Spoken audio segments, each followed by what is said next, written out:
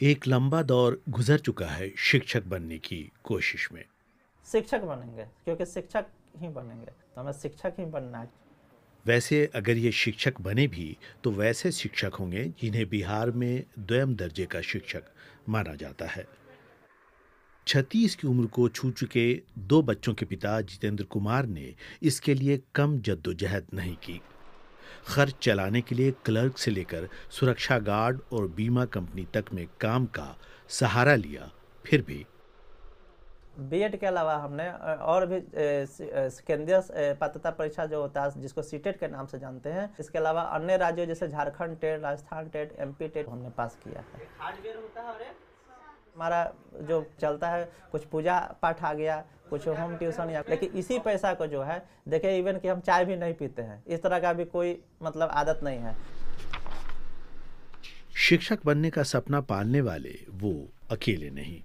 और आज भी हमको सुनना पड़ता है कि अरे कितना साल से लगा हुआ, अरे तुम कब कर रहा था टीचर। तो इस तरह से है ना उपहास का पात्र है, लेकिन मैं इसकी फिक्र नहीं करता।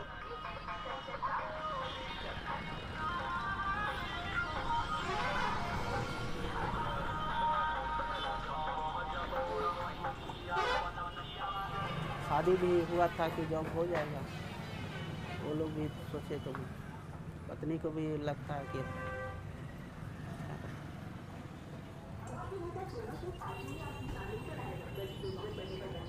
जिसको मेरे जैसे आदमी से विवाह हुआ है वो अच्छी है, वो फिजिकली हैंडीकैप नहीं है।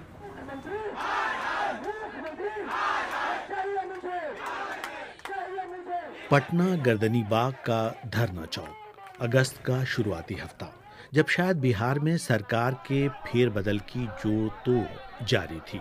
तब शिक्षक पात्रता परीक्षा पास कर चुके दर्जनों युवक बहाली की मांग को लेकर विरोध प्रदर्शन में जुटे थे।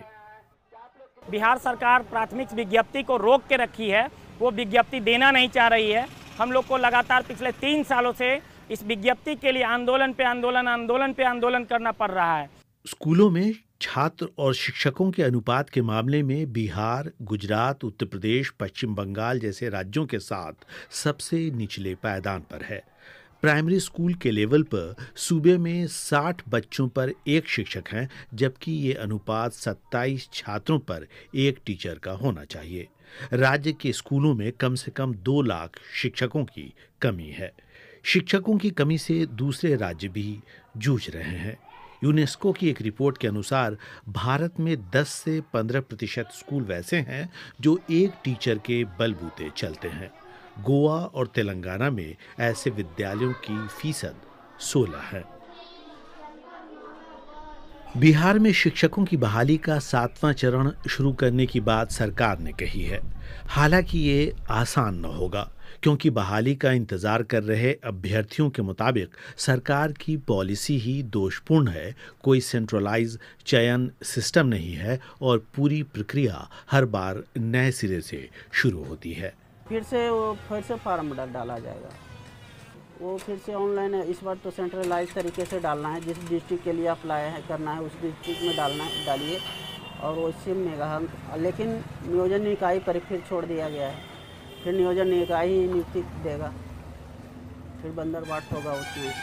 ये उस तरह से बनाया जाता कि जैसे 12 में जो पास 17 में पास है, एक बार बनाते हो धीरे धीरे करके खाली होता है, उसके बाद भेजा जाता तो कोई बात नहीं।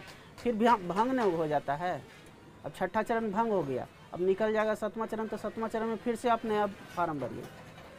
अंजनेया शानू पटना हाई कोर्ट में वकालत करते हैं।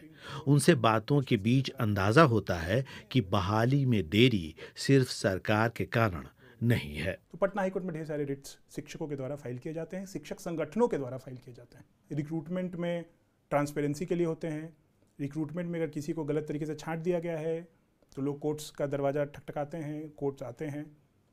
उसके अलावा सैलरी के लिए, सैलरी में अगर किसी तरह की त्रुटि है, सरकार उनकी बात नहीं मान रही है, तो फिर वो कोर्ट जाते हैं। ये पिछले दिनों हेडमास्टर और हेड टीचर की जो बहाली हुई है, उसके सेवा शर्तों की वैधता को चैलेंज किया है बिहार के शिक्षकों ने।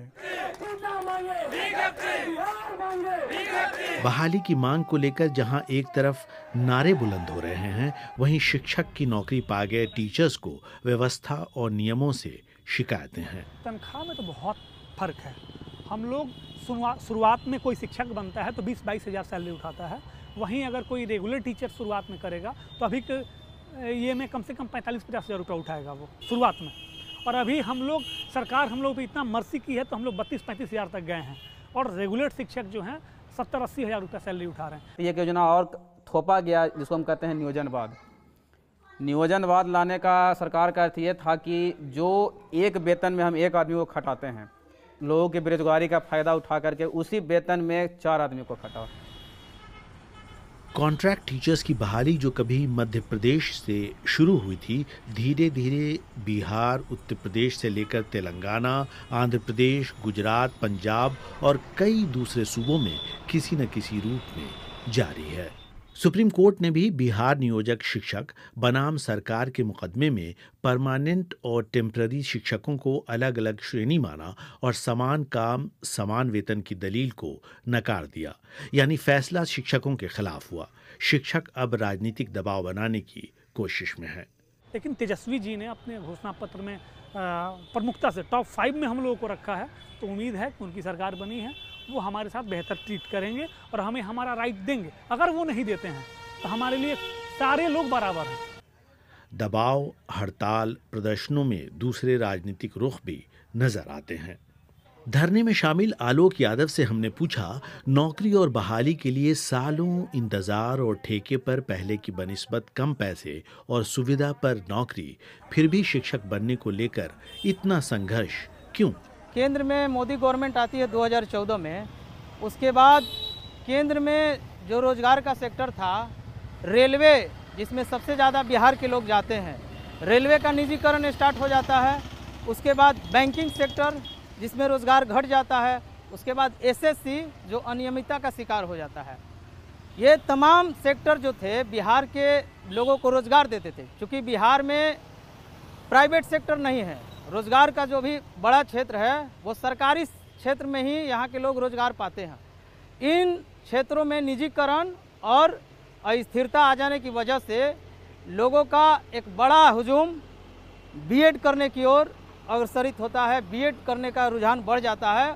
केंद्रीय शिक्षा मंत्री धर्मेंद्र प्रधान ने कहा है कि नरेंद्र मोदी सरकार जल्द ही शिक्षा में विदेशी निवेश के लिए नए नियम लाएगी। साधारण शब्दों में शिक्षा के क्षेत्र में और अधिक निजीकरण होगा, कम सरकारी स्कूल खुलेंगे और जाहिर है शिक्षकों की बहालियां भी कम होंगी।